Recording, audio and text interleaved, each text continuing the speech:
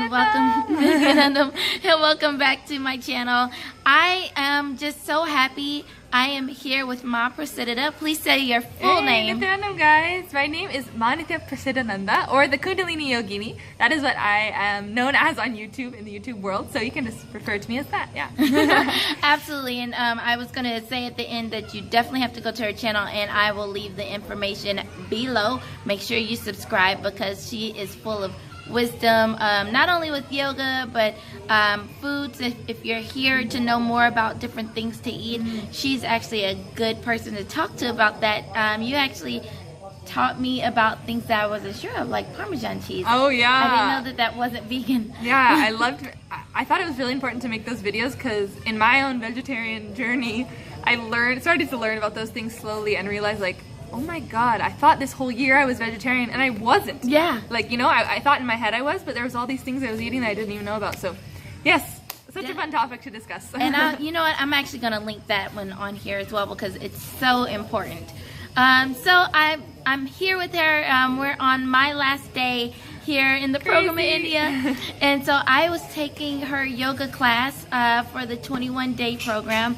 And we first started with like rope yoga. Yes. That was so much fun. You did some asanas. It was awesome. It was awesome. It was awesome. And then Swamiji just totally changed the game.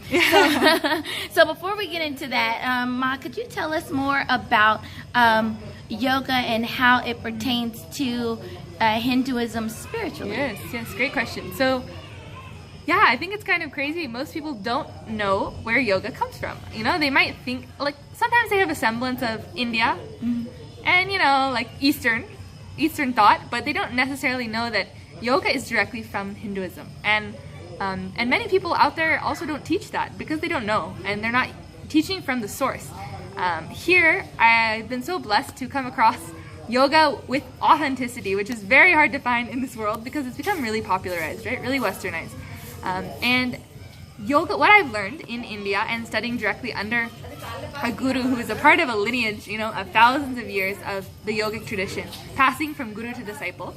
I became a part of this tradition. Now even Robin's a part of this tradition. And yoga is meant to be learned by a master, by a guru. And you can't just learn from, you know, Sally from 24 Hour Fitness. You know, it's not going to cut it.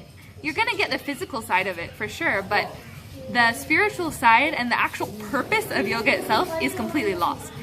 Yoga is only for experiencing direct union, direct oneness with the cosmos, with the ultimate, with Sadashiva, as we call it.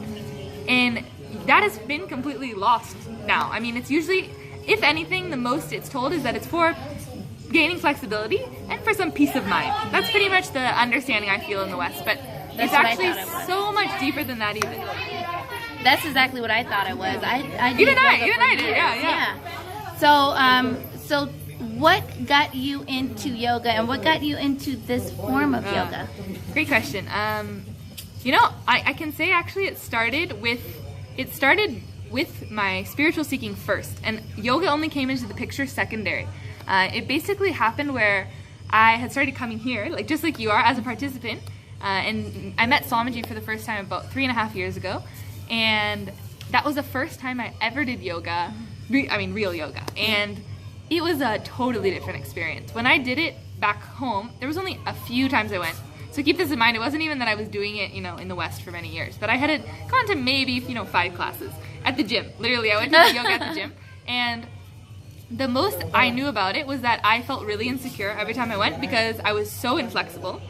And so uncomfortable in my body, and I would just compare myself to everyone in the room, and that's what I felt the environment was like. Like, it wasn't at all a spiritual ambiance for me. It was like a competition, and I really, like, there was something there, and I could feel it, like when I was sitting or laying in Shavasana, like I could feel, okay, something's happening here, but there was still so much missing. And yeah, basically I came here as a participant, started doing real yoga, and yoga not just by practice, yoga through initiation, which is completely groundbreaking because we believe that we have to spend 10, 20, 30 years of our life trying to become flexible or strong, and only by our own efforts we can become a yogi.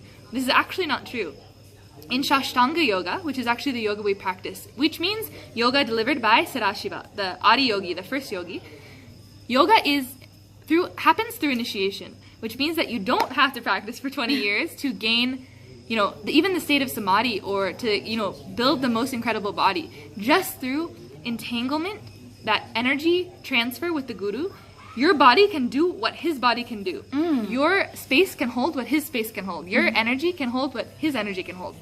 It's actually similar to science understanding of quantum physics, of quantum entanglement is actually the term. So just like that, actually, the presence of the guru makes us be able to experience completely different states of consciousness. And that's basically what got me hooked. And since then, 3 years later, I actually ended up moving here, becoming a permanent resident, and now I am one of the leads of the yoga department, so I do yoga all the time, full time, and it's become my life and my passion. Every morning when you come, you see this smiling face, and she is smiling at 4 in the morning. I don't know how she does it.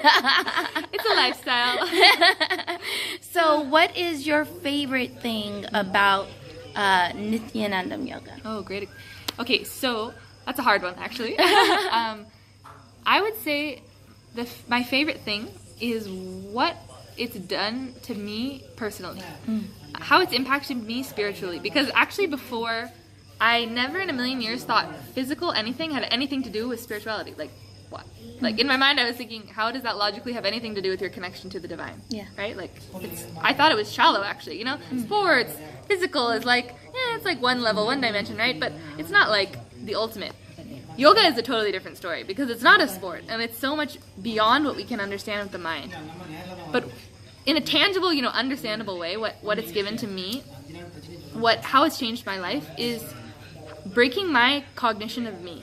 Because, like I said, when I did it before, and even my whole life growing up, I was a very insecure person in my body. I've always felt very weak, very unable to do what I want with my body, basically, right? Like, I felt I'm trapped in my body almost. Like, there's so much I can't do that I want to be able to do. And through Nithyananda Yoga, I had the complete shift of understanding and actually experiencing that my body is mine. And not only that, but it's even more than I imagined. Like, my body is a vehicle, but I can become actually a superhuman being. Like, I can experience these unbelievable states of consciousness, and even at a physical level, do things I never imagined doing. But the shift that creates in you, that is like the tangible impact, is like how much that changes your ideas about you and your confidence on you and your love for yourself and for others is that's what I got from it. Yeah. And let me tell you folks, when you've got to see her do rope yoga. It's really, really amazing thing. Even when she teaches it and she just gets up there and she's like, do this. Okay, and she just comes on down and you get in it and you're stuck in a rope like, what is this it? What is this? So, while we're here, because I am the vegetarian, yes, we've got to talk about food a little bit. Okay, let's do it. So, tell me some foods or something that increases or helps your yoga experience. Okay. So, diet is actually a key component of yoga. Yoga is not just what we do on the mat. It is completely dependent on diet, actually, which most people don't really cognize. If you're not having a proper diet, you cannot experience yoga. It's a science. It's like chemistry, right? If you had like a certain chemical equation, you add carbon, you add oxygen, and it creates this. The same way, if you add a different thing into the picture, it's going to change the outcome, and people don't realize that. They think they take it very casually and think that, these guys, they don't know what they're talking about. I don't have to follow the whole tradition. I can take what I want from it. But really, you'll miss the entire thing when you do that. And yeah, the diet is a key component. Actually, in many of the yogic scriptures, including the Rujayamala Tantra, the Hatha Pradipika of yoga, it says that only by the proper diet one becomes a yogi. And that all diseases in our body manifest through our stomach. Without a clean stomach, we are killing ourselves, literally. We're dying. We're consciously choosing death unless we're having a proper diet. So at that level, it's really taken seriously by yogis. And a few easy things I would say. One is have a lot of fruits and veggies. That's the safest food, especially outside. Safest food you can have, because sadly now our food is full of chemicals and plastics and processed and preserved and all these crazy things like we're talking about in that video I made for that reason. Yeah. Things you actually think are vegetarian so many times aren't even vegetarian. So safest thing to do, fruits and veggies, and organic. because even then there's chemicals added to fruits and veggies, sadly. Second thing I would say is having haritaki at night is a key part of yogic lifestyle. You get used to it, I promise. Haritaki is a Ayurvedic herb. We have lots of videos about it on YouTube. You can look up, even Swamiji has videos. I'd recommend watching his videos. But basically it's just a powder that's kind of a green color. You take a little bit before bed, mix in water, like almost like a little shot. And it is amazing benefit for the body, for increasing blood to the system, for energizing the body. And really it helps when, even in that waking up process for early morning yoga, it helps in that a lot also. I'm trying to think what else. Basically, meat is the biggest thing you should not be putting in your body. Actually, asanas, the positions, the postures of the body, can have a reverse effect on you if you consume meat, which people also don't realize. So you can't just do yoga without changing your whole life. Like it's a whole lifestyle. It's a way of life, not just practice on the mat or in your class. So biggest thing, start to, and I know it can feel really hard and difficult sometimes. I completely understand. I was hands down the farthest thing from a vegetarian. If you could find anyone on earth that you would say there's no chance that person would be successful at vegetarianism, that would be me. Really, I was the biggest carnivore, biggest meat eater. So really, when I look back on it, I feel really grossed out. But I really was addicted to meat and to junk food and fast food. I was so unhealthy and the pickiest eater, like nightmare child. Meat, bun, bread, meat, soda, cookies. Like that's what was my diet. So I understand it can feel hard. It is extremely addicting. That's the crazy thing, that our food is very addicting. There's so many chemicals and sugars added in that makes it like that. But really, when you have a full click about what it actually is you're putting in you, I think it makes it very easier than I ever thought. Because I can tell you, once I actually understood from a spiritual perspective what it was doing to my body, beyond even the morality of it, beyond even the environmental impacts, which are also very important to know, I think it has to hit you what's happening to you only. Like, at the end of the day, we are selfish beings at one level. And only when you realize, even aside if you don't care about animals or the planet or whatever else is happening, the impact it's having on you, both physically, just how detrimental it is to your health, and two, consciously, if you're at all interested in spiritual seeking, the impact that meat has on your consciousness, or consuming animals in any form, meat, fish, chicken, is very, very detrimental, and it completely stops your spiritual progress. Because if you think about it, you're literally consuming not only violence, but you're consuming an animal level consciousness. So if you're trying to raise past even a human consciousness and you're consuming animal level thought currents, which is based, not that it's wrong or right, but it's based in animal instinct, fear, reproduction, sexual urges, eating, surviving, right? Yeah. That's instilling that actually in your body. So if you just think at that conscious level, it's very important to implement that. So would you say that eating meat puts you on a lower vibration? Most definitely. And it's not to say, at one point, it's always people's argument, like, people have been doing this for thousands of years, this is how many communities still survive. I understand that. And even Swamiji has acknowledged that it's not that it was always wrong, but now we're at a time where it is not necessary. So to choose it still when you don't need to, and when you don't need it for survival, is different. Like, if we were still at a point in time where we were hunters and gatherers, or if we were living in a place where that's all we had to survive, yes, it is true. We should sustain our human life. It is a huge blessing to be in a human body, and we should always choose life. But now we're at a place where we don't need to kill another being to get those nutrients. We can get them from the plants we have, from the other fruits and vegetables we even can bring in from other countries, from the grains and the wheats and all the things we eat. So we really have no excuse to consume that animal, that other life anymore. We have no excuse. It's basically breaking the cycle of dharma.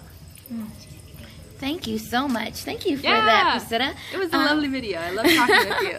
Well, like I said, Prasiddha is the Kundalini Yogini. Definitely go to her page, and I will link it below. Subscribe. You do not want to miss it. And also, she has yoga live every morning on Nithyananda TV. If you are living in the States, if you live on the East Coast, that comes on, I want to say like 5. It's like reverse timing, basically. Yeah. So if it's 4 a.m. in the morning on the West Coast, it's 3:30 p.m. in the West Coast. So then, and then East Coast is like 6:30 So that'd be like 6:30 p.m. Yeah. So she's up 4 o'clock every morning giving you these wonderful yoga and asanas and just really bringing the spiritualness of Nithyananda to you. So Yes.